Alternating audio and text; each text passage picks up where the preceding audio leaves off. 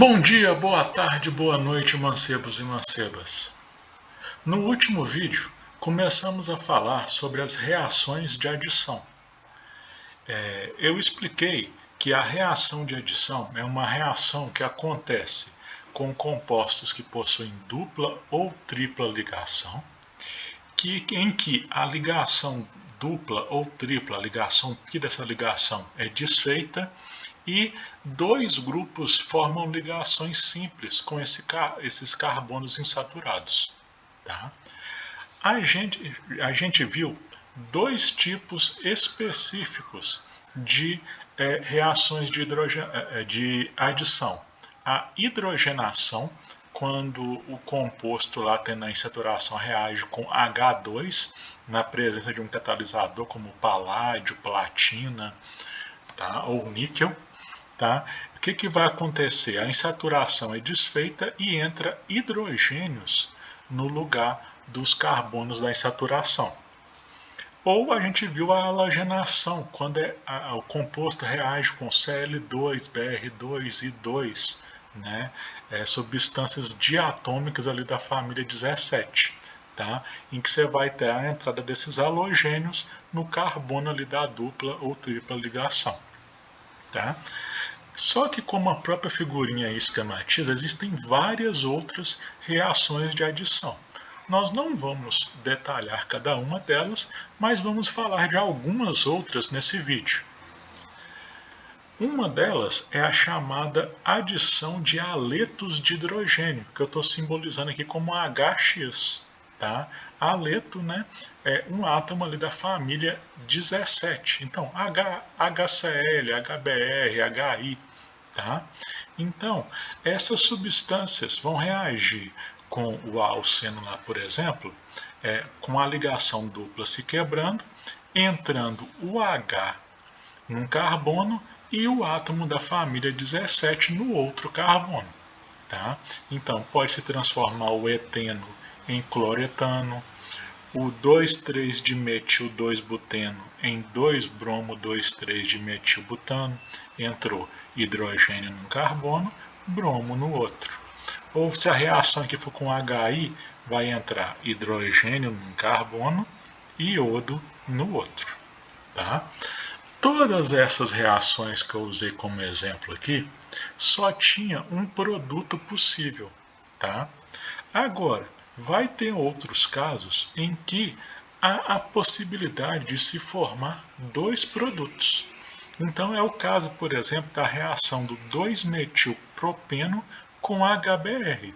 A ligação dupla é desfeita, poderia entrar hidrogênio num carbono e bromo no outro, formando essa substância aqui, ou bromo no carbono do meio e hidrogênio aqui nesse outro da ponta, formando este composto aqui. Na prática, se observa que esse composto aqui de cima, o brometo de tessa-butila, ele é formado numa quantidade infinitamente maior que o brometo de isobutila. E disso deriva uma regra experimental que é a chamada regra de Markovnikov. Em uma adição de HX a uma ligação dupla, o H se liga ao carbono da dupla que contém o maior número de hidrogênio, ou seja, se liga ao carbono mais hidrogenado. Então, igual aqui no caso, olha lá, o carbono poderia entrar nesse carbono do meio que não se liga a nenhum hidrogênio, ou nesse o hidrogênio poderia ligar no carbono do meio, que não se liga a nenhum hidrogênio, ou nesse carbono da ponta, que se liga a dois hidrogênios. Experimentalmente, o Markovnikov viu que sempre o hidrogênio se liga ao carbono que já é o mais hidrogenado, no caso aqui o da ponta, logo o bromo entra no outro aqui. Tá? Mas por que isso acontece? Essa observação do Markovnikov é experimental. O hidrogênio sempre se liga ao carbono mais hidrogenado. Agora, qual que é a explicação teórica para isso? Para a explicação teórica, a gente tem que ir para o mecanismo da reação. Essa reação ela envolve um mecanismo de duas etapas. Na primeira etapa, Se a gente olhar aqui, eu estou simbolizando aqui como uma reação com HBr, mas poderia ser com qualquer haleto de hidrogênio, HCl, HI. No HBr aqui, ó, tem o hidrogênio com carga positiva e o bromo com carga negativa, porque ele é mais eletronegativo. Eu tenho os elétrons da dupla ligação aqui, ou seja, carga negativa, vai atacar o átomo que está com carga positiva. Tá? Então vai estabelecer uma ligação do carbono com hidrogênio e vai sobrar o bromo. Nesse momento, esse carbono que faz uma ligação a menos aqui, ele adquire uma carga positiva por estar faltando uma ligação, por estar faltando elétron, né? E forma uma estrutura intermediária que a gente chama de carbocátion. Tá? E aí, esse local que está com carga positiva vai ser atacado pelo bromo que tem carga negativa por sua maior eletronegatividade. E o bromo se liga nesse outro carbono. O que acontece? O carbocátion, então, é uma estrutura intermediária do mecanismo dessa reação. Quanto mais estável ele for, mais fácil é da reação química acontecer. E a gente tem uma tendência que é o seguinte: quanto mais carbonos tiver ligado no carbono que tem carga positiva, mais estável vai ser o carbocátion, porque esse grupo carbônico é capaz de doar elétrons para esse carbono que está com carga positiva, estabilizando ele. Então, o carbocátion terciário, que tem 3 carbonos se ligando ao carbono com carga positiva, é mais estável que um secundário, que um primário, que um metílico que não se liga a nenhum carbono. Tá? Então, o que acontece? No exemplo anterior, por exemplo, para formar a primeira substância, se forma um carbocátion terciário, muito estável. Para se formar a outra substância, se forma um carbocátion primário, pouco estável. Então, a tendência é de formar a substância cujo mecanismo envolve a formação do carbocátion terciário, que é mais estável. Esse é um jeito mais complexo de entender a regra de Markovnikov. Existe uma simplificação que é pensar na carga dos carbonos. Aqui, ó. O carbono ele vai se ligar primeiro ao hidrogênio que tem carga positiva lá no HBr, né? Ou no HX. Para atacar a carga positiva, o que vai ter mais facilidade é o que tiver mais cargas negativas. Esse carbono do meio aqui, ó, ele se liga a carbono, carbono, carbono, ou seja, todo mundo de eletronegatividade igual a ele. Ele vai ter carga zero. Este outro carbono aqui, ó, ele se liga ao hidrogênio, 2 hidrogênios. Ele é mais eletronegativo que o hidrogênio. Então, ele vai adquirir 2 cargas parciais negativas. Quanto mais hidrogênio tiver se ligando, ele vai ter mais carga negativa, porque ele é mais eletronegativo que o hidrogênio. Então, daí a maior facilidade para atacar o hidrogênio do haleto. Tá? Então, essa seria uma outra forma de explicar. Mas o importante a gente saber é a regra de Markovnikov. Tá? O hidrogênio vai se ligar preferencialmente ao carbono que já é mais hidrogenado. O outro elemento, que eu simbolizei por X aí, no outro carbono. Tá? Só por curiosidade, se por acaso um químico lá estiver precisando fazer uma reação em que ele precisa de um produto que não segue a regra de Markovnikov, foi descoberto um método de se fazer isso, que é se fazer a reação catalisada por água oxigenada. Tá?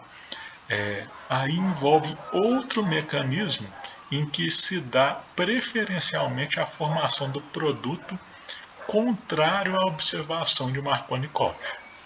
Tá?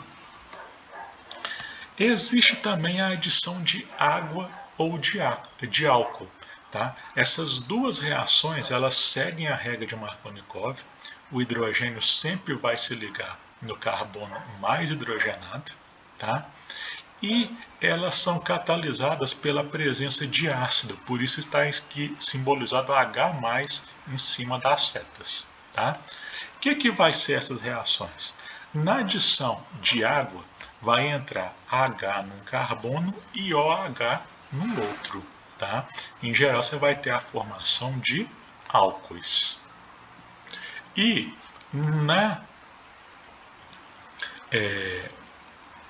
adição de álcoois, vai entrar o H da hidroxila aqui num carbono e o restante do álcool pelo oxigênio no outro carbono. Se forma um éter.